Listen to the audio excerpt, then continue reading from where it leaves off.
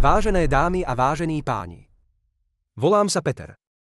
V roku 2023 som aj s Klárou prvýkrát prezentoval tachografy v rámci balíka Mobility 1 v mene spoločnosti Tamex, ktorá pôsobí v oblasti tachografov VDO na území Slovenskej republiky od roku 1991.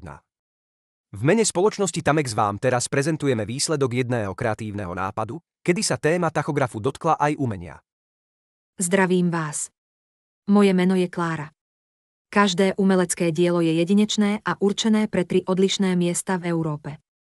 Diela vznikli na počesť značky VDO a všetkých osôb, ktoré boli, sú a budú pri jej úspešnom inovatívnom napredovaní. Umelecké diela budú po ukončení sales meetingu v porte dňa 9. apríla 2025 odovzdané spoločnostiam Continental Automotive Technologies a Continental Automotive Trading Rakúsko. Tretie z diel zostáva na čestnom mieste v sídle spoločnosti Tamex.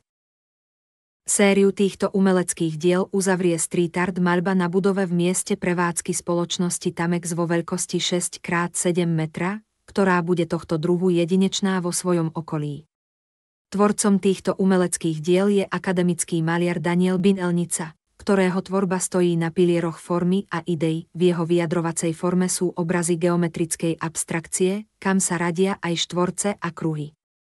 Sú to pre neho synonymá doby, v ktorých objavuje ikonické symboly, nové posolstvá a v ktorých vyjadruje dosiahnutie harmónie s pozitívnym odkazom. Umelecké diela sú venované spoločnostiam Continental Automotive Technologies so sídlom vo Villingen-Schwenningen a Continental Automotive Trading so sídlom vo Viedni.